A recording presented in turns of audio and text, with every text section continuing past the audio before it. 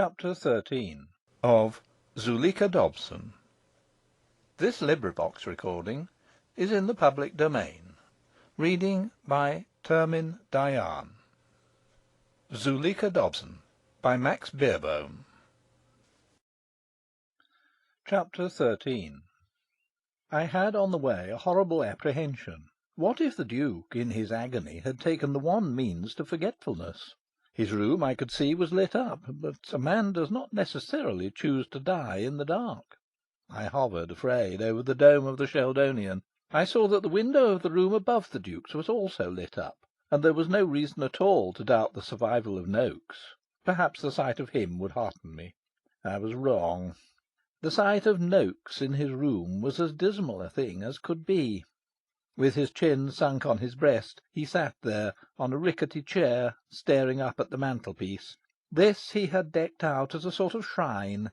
In the centre, aloft, on an inverted tin that had contained Abernethy biscuits, stood a blue plush frame, with an inner rim of brass, several sizes too big for the picture postcard installed in it. Zuleika's image gazed forth, with a smile that was obviously not intended for the humble worshipper at this execrable shrine. On either side of her stood a small vase, one holding some geraniums, the other some mignonette, and just beneath her was placed that iron ring which, rightly or wrongly, Noakes supposed to alleviate rheumatism, that same iron ring which, by her touch to-night, had been charged for him with a yet deeper magic, insomuch that he dared no longer wear it, and had set it before her as an oblation. Yet, for all his humility, he was possessed by a spirit of egoism that repelled me. While he sat peering over his spectacles at the beauteous image, he said again and again to himself, in a hollow voice, "I am so young to die." Every time he said this, two large pear-shaped tears emerged from behind his spectacles and found their way to his waistcoat. It did not seem to strike him that quite half the undergraduates who contemplated death, and contemplated it in a fearless, wholesome, manly fashion, were his juniors. It seemed to him that his own death, even though all these other far brighter and more promising lives than his were to be sacrificed, was a thing to bother about. Well, if he did not want to die, why could he not have at least the courage of his cowardice? The world would not cease to revolve because Noakes still clung to its surface. For me the whole tragedy was cheapened by his participation in it.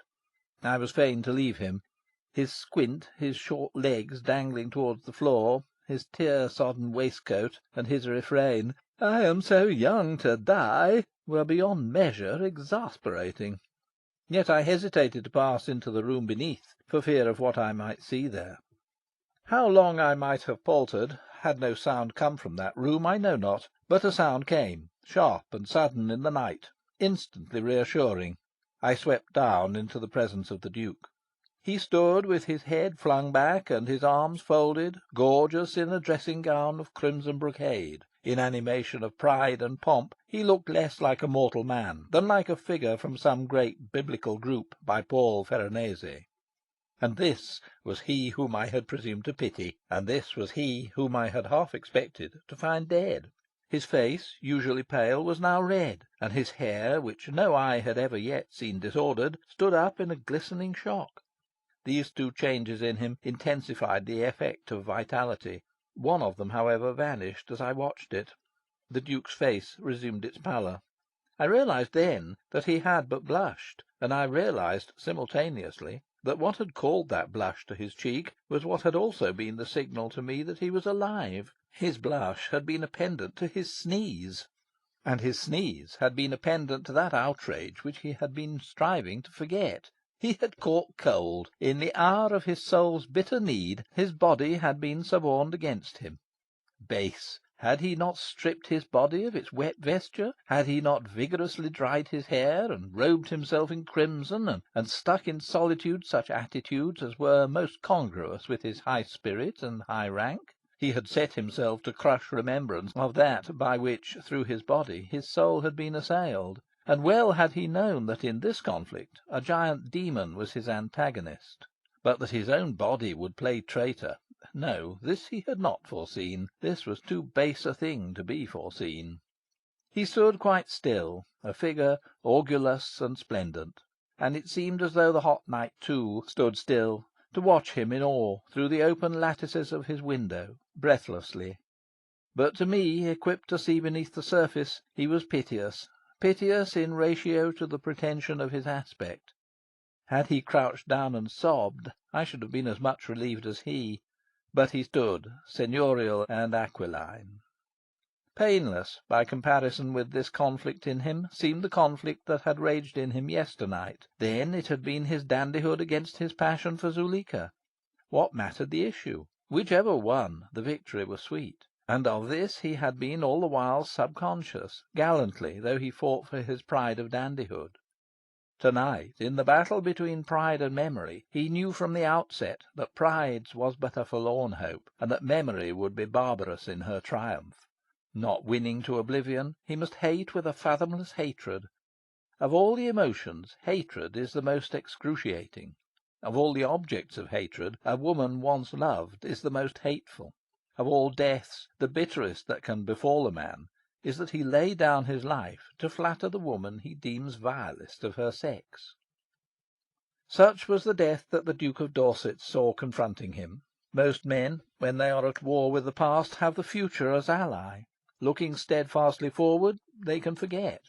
The Duke's future was openly in league with his past. For him, prospect was memory. All that there was for him of future was the death to which his honour was pledged. To envisage that was to... No, he would not envisage it. With a passionate effort he hypnotized himself to think of nothing at all. His brain, into which, by the powers Zeus gave me, I was gazing, became a perfect vacuum, insulated by the will. It was the kind of experiment which scientists call beautiful. And yes, beautiful it was. But not in the eyes of nature. She abhors a vacuum. Seeing the enormous odds against which the Duke was fighting, she might well have stood aside, but she has no sense of sport whatsoever. She stepped in. At first I did not realise what was happening. I saw the Duke's eyes contract, and the muscles of his mouth drawn down, and at the same time a tense upward movement of his whole body. Then suddenly, the strain undone, a downward dart of the head, a loud percussion. Thrice the Duke sneezed, with a sound that was as the bursting of dams of body and soul together, and then sneezed again. Now was his will broken. He capitulated. In rushed shame and horror and hatred pell-mell to ravage him. What care now? What use for deportment? He walked coweringly round and round his room, with frantic gestures. With head bowed, he shuffled and slunk. His dressing-gown had the look of a gabardine. Shame and horror and hatred went slashing and hewing throughout the fallen citadel. At length, exhausted, he flung himself down on the window-seat, and leant out into the night, panting. The air was full of thunder. He clutched at his throat. From the depths of the black caverns beneath their brows, the eyes of the unsleeping emperors watched him. He had gone through much in the day that was past. He had loved and lost. He had striven to recapture and had failed. In a strange resolve he had found serenity and joy. He had been at the point of death and had been saved. He had seen that his beloved was worthless, and he had not cared. He had fought for her and conquered, and had pled with her, and all these memories were loathsome by reason of that final thing which had all the while lain in wait for him. He looked back, and saw himself as he had been at a score of crucial moments in the day, always in the shadow of that final thing. He saw himself as he had been on the playing fields of Eton, ay, and in the arms of his nurse, to and fro on the terrace of Tacton, always in the shadow of that final thing, always piteous and ludicrous, doomed. Thank heaven the future was unknowable. It wasn't now. To-morrow, to-day, he must die for that accursed fiend of a woman, the woman with the hyena laugh. What to do meanwhile? Impossible to sleep. He felt in his body the strain of his quick sequence of spiritual adventures. He was dog-tired, but his brain was furiously out of hand. No stopping it. And the night was stifling. And all the while, in the dead silence, as though his soul had ears, there was a sound. It was a very faint, unearthly sound, and seemed to come from nowhere, yet to have a meaning. He feared he was rather overwrought. He must express himself. That would soothe him. Ever since childhood he had had, from time to time, the impulse to set down in writing his thoughts or his moods.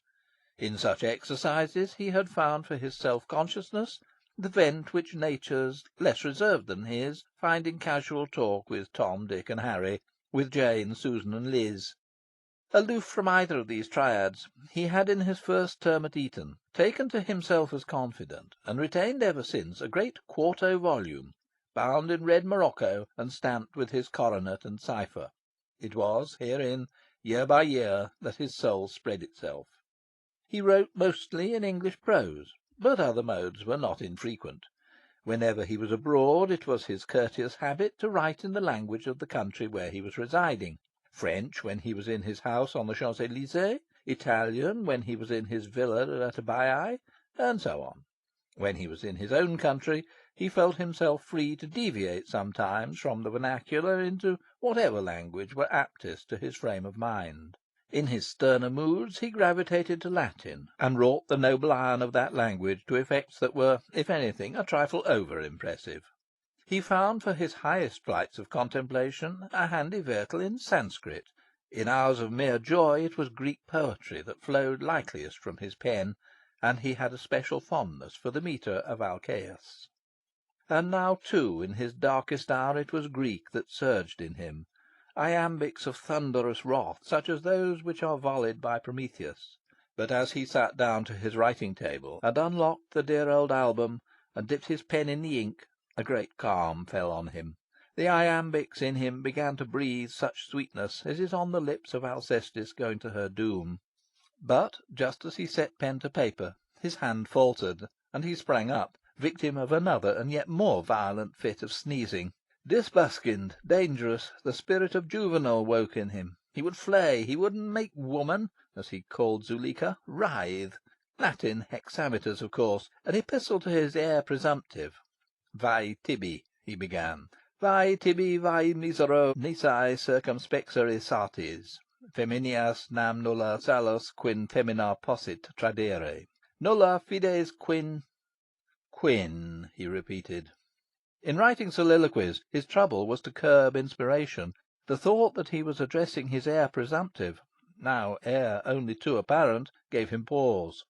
Nor, he reflected, was he addressing this brute only, but a huge posthumous audience. These hexameters would be sure to appear in the authorized biography. A melancholy interest attaches to the following lines, written, it would seem, on the very eve of... He winced. Was it really possible, and no dream, that he was to die to-morrow? To-day?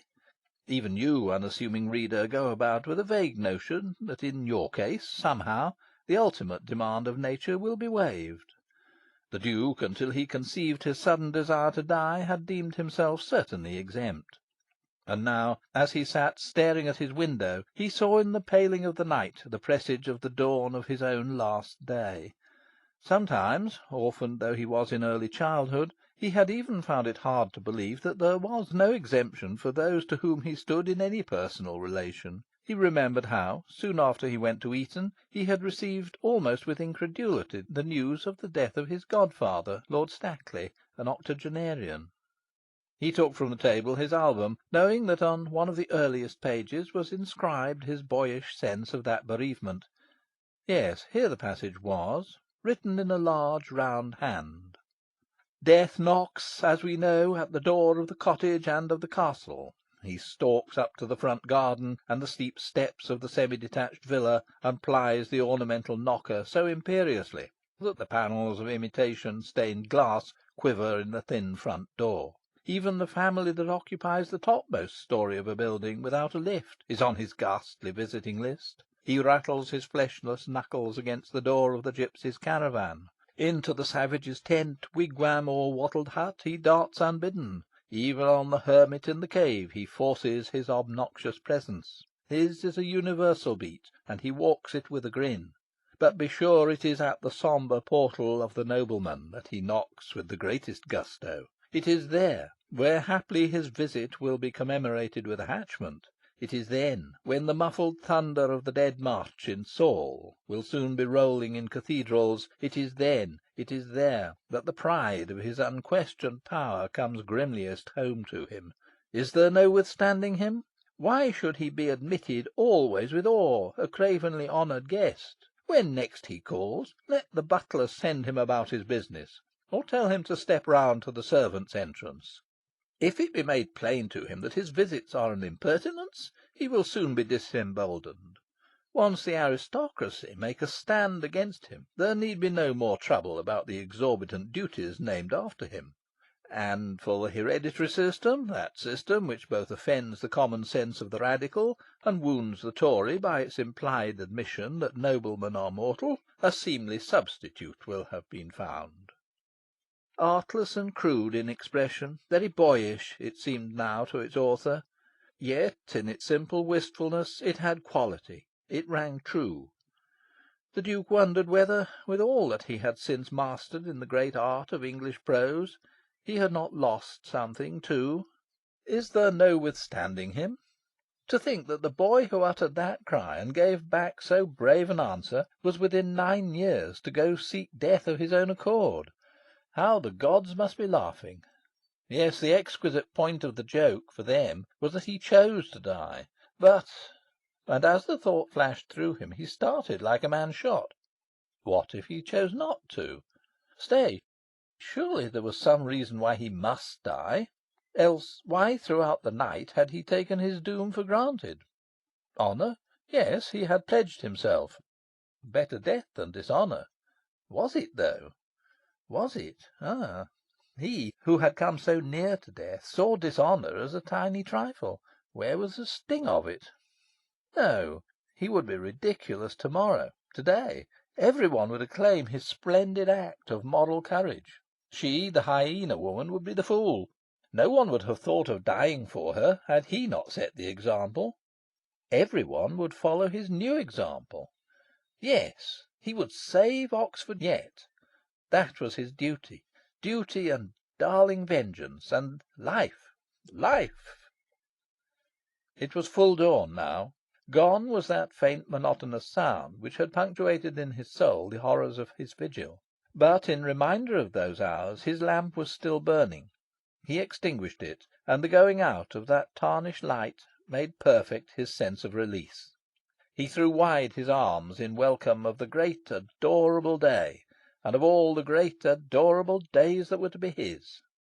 He leant out from his window, drinking the dawn in. The gods had made merry over him, had they? And the cry of the hyena had made the night hideous. Well, it was his turn now. He would laugh last and loudest. And already, for what was to be, he laughed outright into the morning, insomuch that the birds in the trees of Trinity, and still more the emperors over the way, marvelled greatly. End of Chapter 13.